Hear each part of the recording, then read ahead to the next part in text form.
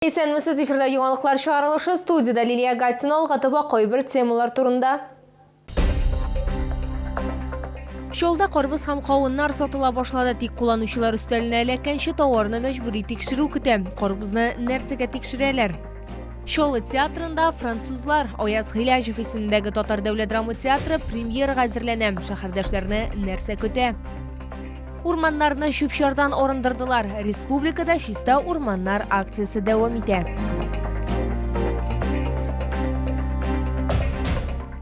Йоршолда корбыз һәм кавыннар сатыла башлады. Бакча культураларын Ираннан алып киләләр. Тиздән алар Үзбәкстаннан да килеп җитәчәк. Тик кулланучылар өстәленә эләккәнче товарны мәҗбүри тикшерү көтә. Корбызны нәрсәгә тикшерәләр? Толырак алдагы материалда. Россия корбызлары сезоны җәй урталарында гына старт ала. Әлегә Иран сыйларыннан авыз итәргә була. Шоллар исә май аенда бакча культураларын сата башлауга төрлечә карый. Я уже брал не первый раз арбузы, и постоянно они сладкими попадались. Как бы ничего в этом страшного нет. Хорошо отношусь. Кушаем с апреля уже. Вкусные арбузы, они по сезону, иранские, нормальные. Думаю, ранние еще. Очень ранние.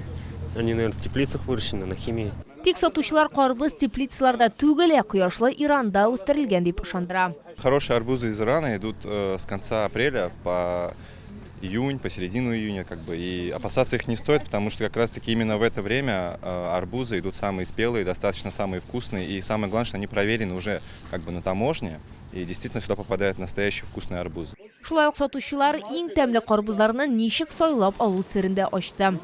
Во-первых, мы узнаем ее по стуку. Вот видите, стук должен быть такой аккуратный. Ведь если сильный такой стук, он может быть не поспевший, например. Вот смотрите, как барабан стучит. Мондый тикшерүләр яңа партия базарга кергән саен үтәрелә. Нәтиҗәдә төгәл булсын өчен корбыз киселә. Кисәкләр вак каргыч ашам чыгарыла һәм сокны нитратлар булып булмауга тикшерәләр. Тик моның алдыннан корбызларны визуаль карау мәҗбүри. Проверка начинается с проверки документов. Потом смотрим на состояние продукции, то есть не должно быть побитости, ушибов, гнили, все, что органолептически видно. Моннан тыш корбызларны радиациягә да тикшерәләр. Бүгенге тикшерүгә килгәндә белгечләрнең бакча культураларына карата шелтәләре юк иде. Барлык күрсәткечләр дә нормада.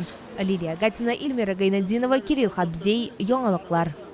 Шолы театрында французлар Аяз Гыйләҗев исемендәге Татар дәүләт драма театры яңа шәһәрдәшләрне сөендерергә әзерләнә. Труппа француз язучысы пьесасы буенча куелган Башыңа төшсә, яисә Мою жену зовут Мари спектаклен сәхнәләштерә. Комедияның премьерасын 20 майда күрергә мөмкин булачак.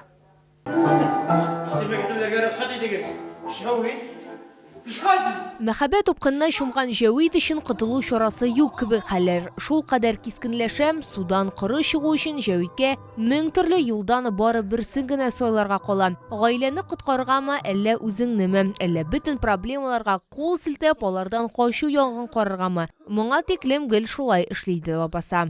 Төннәрен төнге клубларда йөри, кайткач инде хатынның колагына зрәк кенә токмачлады. Шуның белән өйдә дә барысы да җайлана, тәртип белән генә барысы да шушы рәхәт тормыш бара. Һәм көндәрдән бер көнне сөяркәсе бу әйбердән туя. Мин өйгә киләм ди, хатыныңа барысын да сөйләп бирәм ди. Менә шуннан соң инде башлана монда хәлләр.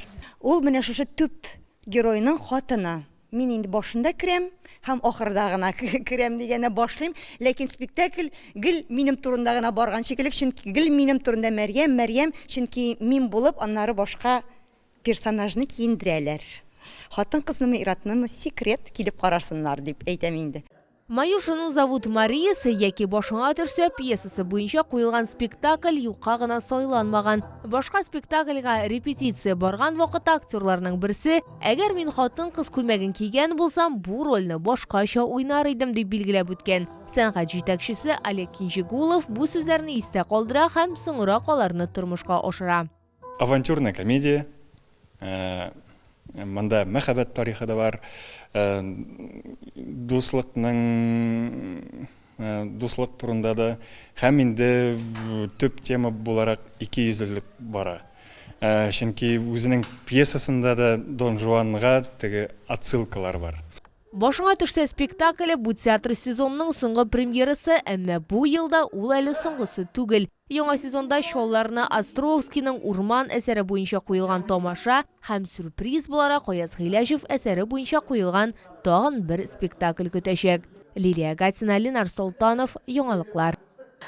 Урманнарны шүпчардан арындыралары республикада чиста урманнар акциясы дәвам итә. Татарстан буенча барлыгы 45 урман билгеләнде. Әлеге акцияда Чаллы халкы да бик теләп катнаша.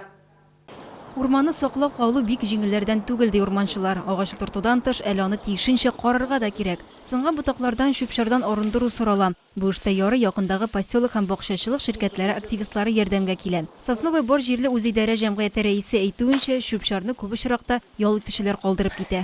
Дело в том, что мы не можем их за руку поймать. Это делается тогда, когда, к сожалению, мы не можем увидеть. И когда за руку не поймаешь, ему можешь предъявить претензии. Вот я после той информации, которая у меня дошла, я пошел, прошелся по территории, и никто ведь не сказал, что это я сбросил. Чиста урманнар акциясы башланганнан бирле 390 куб метр көнкүреш калдыклары чыгарылды. 230 куб метр кипкән яфрак ботаклар җыелды. В воспитательных целях проводится, чтобы люди знали, как убирать мусор и не выбрасывать. Вывозим постоянно 2-3 кубометра, убираем. Акция барышында белгечләр 9 шишмә тирәсен тәртипкә китерде. 160 анышлык һәм мәгълүмати шитларны төзекләндерделәр. Чиста урманнар акциясының язгы этабы 18 июньгә кадәр дәвам итәчәк. Лилия Хәбибҗанова, Русланбек Мөхәммәтов, Кирилл Хабзей, яңалыклар.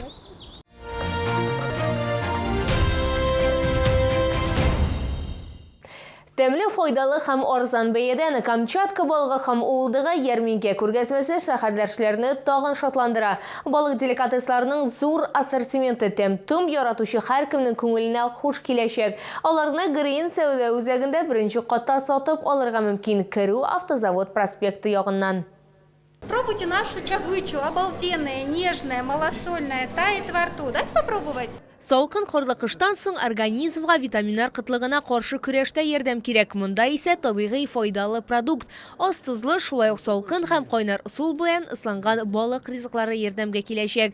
Һәр сатып алучы үз деликатесын таба алачак. Чөнки киштәләрдә диңгез деликатесларының 35тән артык түре тәкъдим ителгән. Белорыбица алдым, yani keling yılı bola. Balık yaratады, копченый вот все aldım. Специально килим. Очень полезно, поэтому, тем более весной. Поэтому решила купить, угоститься. В дальнейшем еще приду, еще другие рыбки посмотрела. Дочь в гости приехала, угощаем ее. Не первый раз уже берем. Вкусная рыба. Икра вкусная. Белая рыбица, чавыча. Тунец, акбалык, омуль, нерка, палтус һәм чавыча уылдык айруча да популяр. Аның зурлыгы 7 мм диаметрга җитә. Алай гына да түгел, ул сезнең өстәллегенә бизәп калмыйча иммунитетка да файда китерәчәк. У нас шикарная икра, крупнозернистая, отборная. Обратите внимание, прям зернышко к зернышке. Слабосоленая, богата витаминами и микроэлементами. Детишкам, беременным, это же натуральная икра. Дикая рыба. Грин сәүдә үзәгендә беренче катта Камчатка ярларынан тәмле балык һәм уылдыкны 21 майга кадәр сатып алырга була. Керү Автозавод проспекты ягыннан.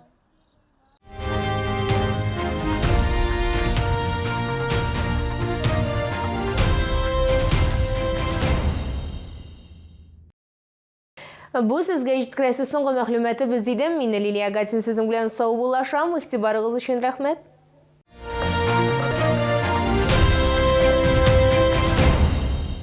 22 июня. ДК КамАЗ. Ансамбль народного танца имени Игоря Моисеева. Челны, встречай! Свежий улов прямо с Камчатки. Чавыча, красная икра, белорыбица. Все от производителя. С 16 по 21 мая. ТЦ Грин, 1-й этаж.